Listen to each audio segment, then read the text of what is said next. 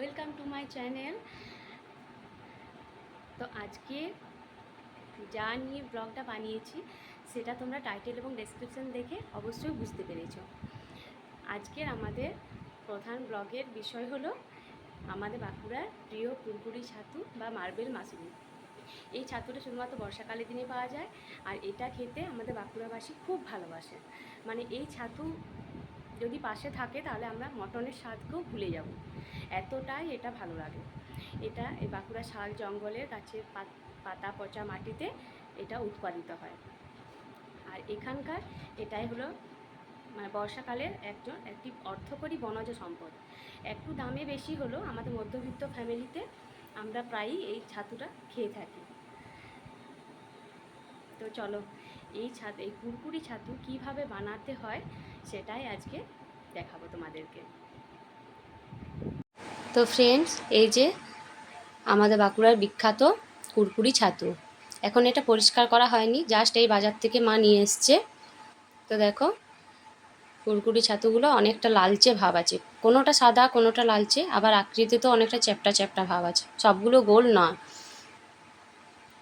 এবার এই ছাতুগুলো জলে ফেলে দিলাম, একটুক্ষণ জলে রেখে বেশ ভালো করে ধুয়ে নেব।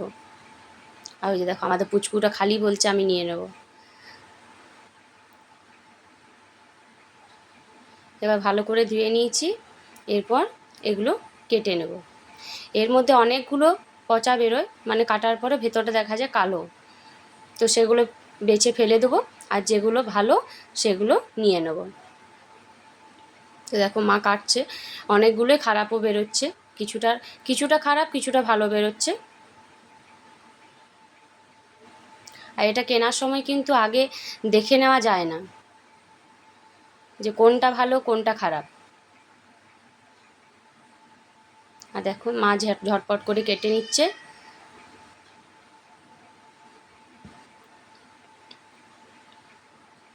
এই খাবারটা আমার তো খুবই প্রিয়, আর আশা করছি তোমরাও যদি বানিয়ে খাও তাহলে কিন্তু তোমাদেরও খুব ভালো লাগবে। এই যে হাতে নিয়ে দেখায়, এই দেখো ওপরের খোলসটা এরকম লালচে লালচে টাইপের, আর ভেতরটা সাদা। অলরেডি আমাদের অনেকগুলো কাটা হয়ে গেছে। এর ভেতরে সাদা অংশটা মানে দারুণ, এক নারকেলের শাঁসের মতো দেখতে লাগে। বাইরে শক্ত খোলস থাকে আর ভেতরটা সাদা নরম। এবার এই কাটা ছাতুগুলো ভালো করে জল দিয়ে ভিজিয়ে পরে ভালো করে ধুয়ে নেব। এর গায়ে অনেক সময় বালি লেগে থাকে, তাই একটু ভালো করে না ধুলে রান্না করার পরে বালি লাগে। তো দেখো আমি ভালো করে ধুয়ে নিচ্ছি। এর মধ্যে কিছু কালো বেরিয়ে গেছে, সেগুলো ফেলে দেবো বেছে। আর এদিকে দেখো কড়াইতে তেল বসিয়ে দিয়েছি।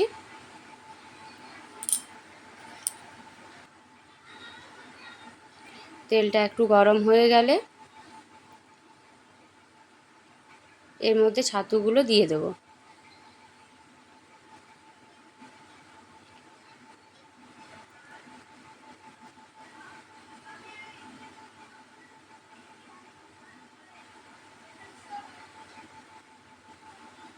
এই যে এবার ছাতুগুলো দিয়ে দেবো, তেলের মধ্যে ছাতুগুলো দিয়ে দিচ্ছি।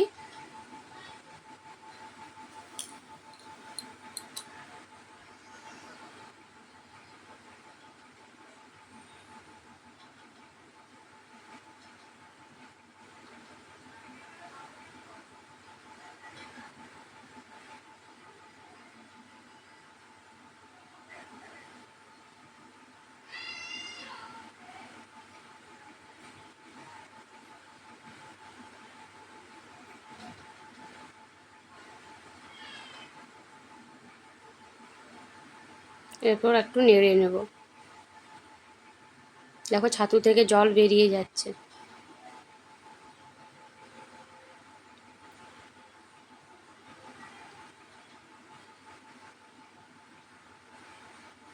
এবার নাড়িয়ে নিলাম, এর মধ্যে এবার পরিমাণ মতো লবণ দেব।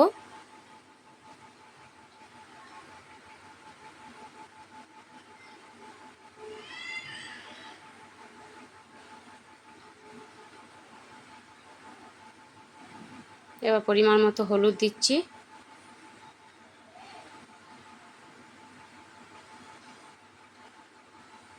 আর অল্প পরিমাণে একটু লঙ্কা দেবো। তোমরা যেরকম ঝাল খেতে পছন্দ করো সেই রকম দেবে। এর সাথে একটু কাঁচা লঙ্কা কুচি দিলে আরও ভালো লাগবে।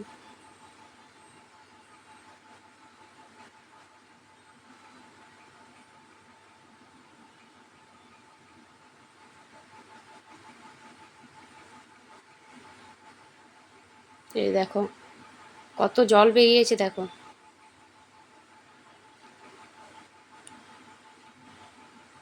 এবার এর মধ্যে সর্ষে বাটা দিয়ে দেবো। তো আমি সর্ষের ছালটা দেব না, সেই জন্য আমি একটু জল ঢেলে গুলে নিয়েছি।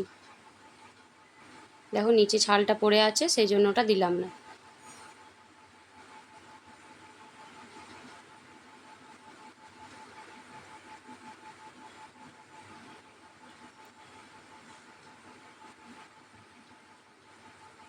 এবার এটা ঢাকা দিয়ে দেবো, তাহলে ভালোভাবে সেদ্ধ হবে।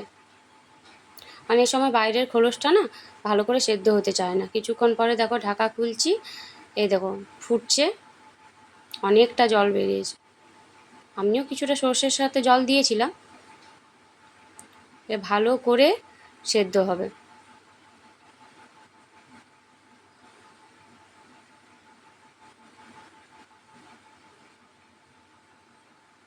আর দেখো আমাদের কুরকুরে ছাতু হয়ে এসছে। এবার একটু বেশ ভাজা ভাজা টাইপের হলে তারপরে নামাবো। এখন আমি নাড়তে থাকবো। এই জলটা পুরোটাই শুকিয়ে যাবে।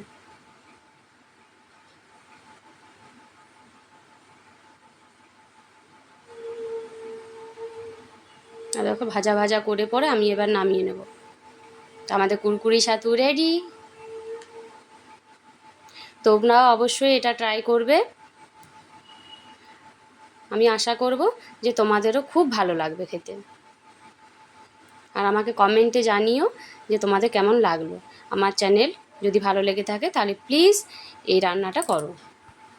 তো ফ্রেন্ডস, আজকের ব্লগটা এখানেই শেষ করছি। আর যদি আমার ব্লগ তোমাদের ভালো লেগে থাকে তাহলে অবশ্যই আমার চ্যানেলটা লাইক অ্যান্ড সাবস্ক্রাইব করে দিও।